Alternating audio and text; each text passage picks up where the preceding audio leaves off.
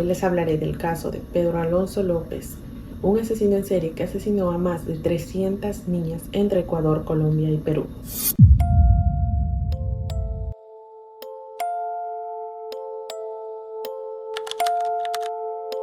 Pedro Alonso López, nacido el 8 de octubre de 1948 en la localidad de Ipiales, Colombia, siendo el séptimo de 13 hermanos, tuvo una infancia muy difícil. Su madre Benilda ejercía la prostitución.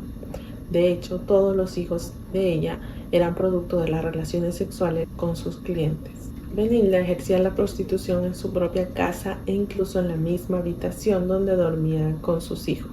Tan solo les separaba una cortina, así que era inevitable que los niños escucharan los ruidos y gemidos, lo cual resultaba muy incómodo para los niños. Asimismo, Benilda nunca se hacía cargo por completo de sus hijos. De hecho, sus vecinos cuentan que lo golpeaba constantemente a Pedro Alonso con una escoba. Cuando le iban a dar las leñeras tenía que yo varias veces defenderlo, porque eso era dele duro como que era dándole a un caballo. Él me quería. De hecho, terminó echándolo de la casa después de que intentara violar a una de sus hermanas. Antes de echarlo a la calle, terminó quemándole la plantilla de los pies con una vela.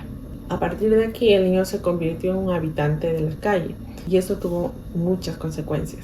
Sufrió muchos abusos en la calle por parte de los habitantes de la calle, los vagabundos. Fue víctima de varias violaciones a manos de hombres que pretendían ser buenos y queriéndole brindar una ayuda, pero terminaban abusando sexualmente de él. Aquellas agresiones forzaron su carácter para que terminara siendo la persona que fue en su edad adulta. Un carácter cada vez más tosco y resentido. En la lucha por la supervivencia en la intemperie de las calles, aprendió a luchar con cuchillos, a fumar, a consumir sustancias, a rebuscar comida en la basura e incluso se colaba en edificios abandonados. Las calles de Bogotá se convirtieron en su único hogar hasta que una pareja estadounidense decidió adoptarlo con 12 años de edad. A Pedro le volvió a cambiar la vida con esta oportunidad en sus manos. Parecía que todo volvía a la normalidad. Tenía una familia, un nuevo hogar, nuevos amigos, una nueva vida.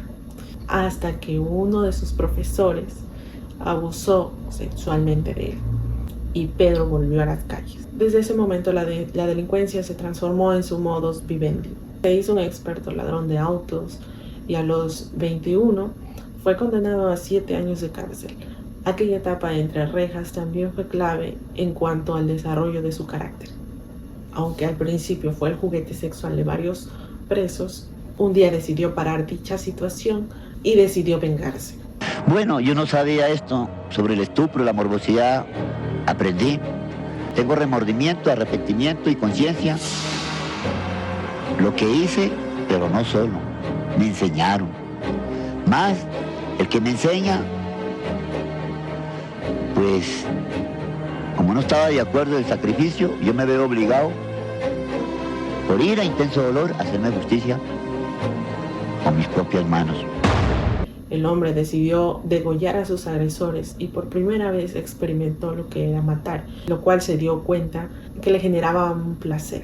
En su mente confundía 3 importantes elementos: el odio hacia su madre, una imagen de la mujer muy cosificada a base del consumo de la pornografía y el deleite irrefrenable a la hora de asesinar. Una vez puesto en libertad, Pedro viajó a Perú y empezó a secuestrar y matar niñas en la comunidad de Ayacucho. Inicialmente empezaba a elegir niñas indígenas, la mayoría ubicada en zonas alejadas. Después pasó a unas víctimas que tuvieran unos ojos más inocentes, según sus propias palabras, cuando ya lo detuvieron. Les ofrecía regalos, caramelos, para que lo acompañaran a un lugar en específico. Una vez alejados y llegados a una parte más desolada, empezaba su ritual. Según sus propias palabras, obligaba a la niña a tener sexo conmigo y ponía mis manos alrededor de su garganta. Cuando el sol salía, la estrangulaba. Solo era bueno si podía ver sus ojos. Nunca maté a nadie de noche. Habría sido un desperdicio en la oscuridad. Tenía que verlas a la luz del día. Había un momento divino cuando ponía mis manos alrededor del cuello de las niñas y observaba cómo se iba apagando la luz de sus ojos. Solo aquellos que matan saben a qué me refiero, confesó a la policía. Tras violar, estrangular y matar a sus víctimas, practicaba necrofilia con sus cuerpos ya sin vida y los terminaba escondiendo o enterrando para no ser descubierto. Jamás secuestró a niñas blancas porque sus padres las vigilaban mucho, según sus palabras. En Perú llegó a asesinar más o menos a 100 niñas, entre 9 y 12 años de edad. De ahí viene el apodo del monstruo de los Andes. Una de ellas se libró de caer en las manos de Pedro Alonso gracias a la comunidad de ayacuchos que se dieron cuenta del hecho y lo persiguieron. Los indios en Perú me habían atado y enterrado en la arena hasta el cuello cuando se enteraron de lo que les había estado haciendo a sus hijas. Me habían cubierto de miel y me iban a dejar para ser devorado por las hormigas, pero una señora misionera americana vino en su jet y les prometió que me entregaría a la policía. Relató sobre uno de los momentos más terroríficos de su vida. Después de alejarse de la comunidad de ayacuchos, la señora lo terminó dejando libre.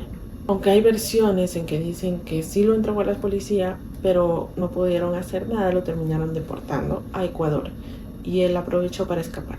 Entre 1978 y 1980, el número de niñas desaparecidas iba creciendo, especialmente en Ecuador y Colombia. Un dato que la policía relacionó con el incremento de la esclavitud sexual y la trata de personas, y no tanto con un asesino en serie.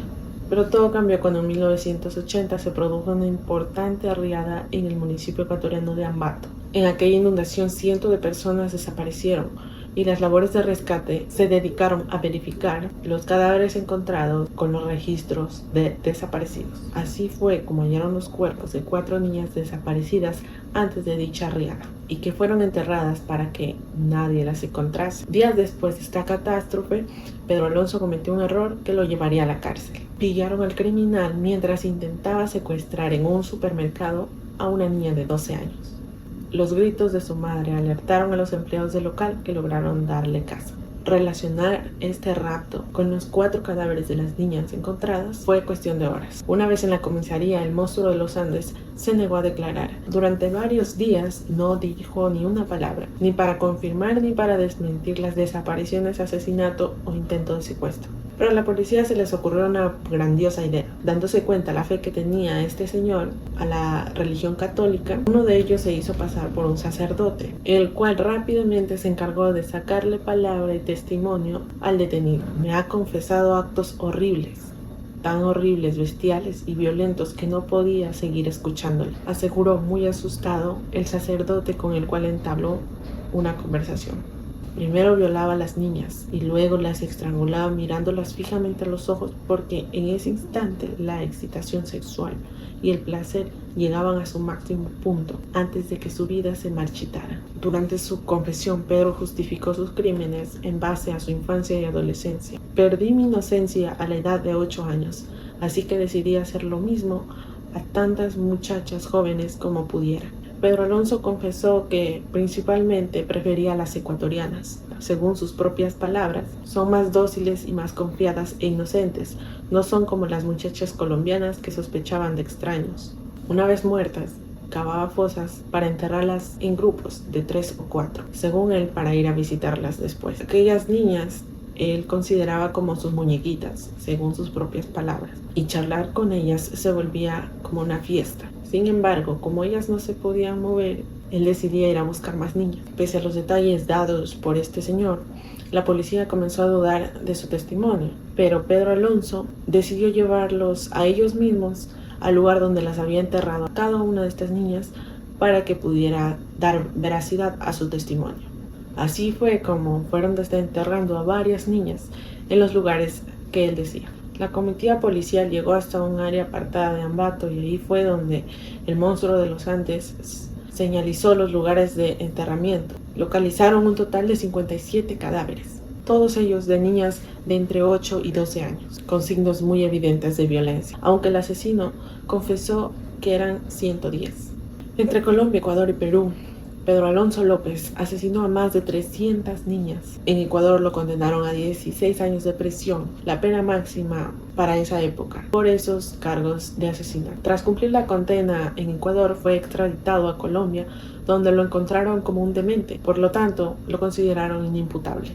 Según los exámenes psicológicos, a Pedro Alonso López lo encontraron como un sociópata.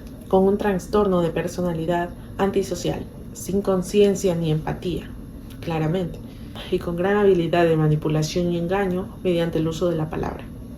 Algunos investigadores hicieron su perfil psicológico completo y uno de ellos dijo lo siguiente: los asesinos múltiples muy a menudo se deben a obsesiones de algún género relacionados con su madre. Una relación de odio en idioma popular. Estas madres habitualmente no serán candidatas a madres del año. El hilo común parece ser el elemento sexual. Madres que tienen muchos compañeros sexuales y el hijo es sabedor de esto. Por supuesto, los niños de prostitutas son los más probables en estos prototipos, si se les expone este tipo de conducta agresiva y desentendida por parte de la madre. Por supuesto, todo esto encaja perfectamente con él. Tras pasar 4 años en un centro psiquiátrico de Colombia, le impusieron una fianza de $50 y obligaron a un testimonio psiquiátrico y un posterior seguimiento mensual ante la autoridad judicial. Una vez puesto en libertad, este último jamás se cumplió y el monstruo de los Andes desapareció. Era 1998. Algo muy interesante que él dijo es que él no asesinaba, sino que era otra persona con el nombre Jorge Patiño. Pero esto nunca fue verídico. Se dice que lo decía para salvar sus deudas o no asumir su culpa. Pues participé en el hecho insinuado por otra persona de parte de Jorge Patiño. ¿En cuántos? De nacionalidad ecuatoriana. Yo soy colombiano. Tenía sugestionado bajo amenaza de muerte que si lo delataba, que él me mataba. Pero Jorge Patiño eres tú mismo, decía. No, padre, yo esto no sé lo que pasa. ¿Cómo es posible que los lleguen a soltar después de que sus propias palabras fueron: el momento de la muerte es apasionante y excitante? Algún día, cuando esté en libertad, sentiré ese momento de nuevo. Estaré encantado de volver a matar. Es mi pasión. Palabras de El monstruo de los Andes. La última persona que tuvo noticias de este asesino serial fue su propia madre, ya que llegó a visitarla. Lejos de portarse violento con ella, le pidió una petición, la cual fue la siguiente: madrecita, arrodíllese que voy a echarle una bendición. Tras este acto, exigió dinero a su madre y se esfumó. En 2002, la Interpol emitió una orden de búsqueda y captura para este asesino, ya que se volvió a repetir un asesinato de una niña en una de sus zonas favoritas, El Espinal. Y en 2012 se volvió a repetir el crimen hacia otra niña en Tunja. Ambos crímenes relacionados con el monstruo de los Andes, ya que utilizaba el mismo modus operandi. Se dice que se lo vio por última vez el 22 de septiembre de 1999, cuando fue a retirar una nueva cédula. Aunque el paradero de Pedro Alonso López es desconocido, su madre asegura que él no ha muerto. Asegura que sigue vivo. Así declaró a varios medios de comunicación colombianos. Y sus palabras fueron: sé que no ha muerto. Otros familiares míos se me han aparecido en forma de presencia después de que falleciesen. Pero él no. Sé que sigue ahí en alguna parte. Muchas personas dicen que él siguió haciendo lo mismo, que solo esperaba que lo dejen libre para volver a sentir ese placer que le daba matar. Desde entonces el monstruo de los Andes desapareció por completo. No se sabe si sigue con vida o murió. Hay personas que dicen que probablemente él ya murió, pues pudo haber sido matado ilegalmente por alguna persona a quien le debía alguna deuda o por venganza. Hasta aquí llegó el caso del monstruo de los Andes, un caso muy interesante y que sirve para que sea de conocimiento a más personas, y en caso tal de que se lo vea, reportar a las autoridades respectivas. Aunque él ya sea un adulto de la tercera edad, no se sabe de su paradero. Así que tómenselo como un video informativo y de importancia para su conocimiento. Muchas gracias por ver el video. Espero les haya gustado y esto es De Sol a Sol.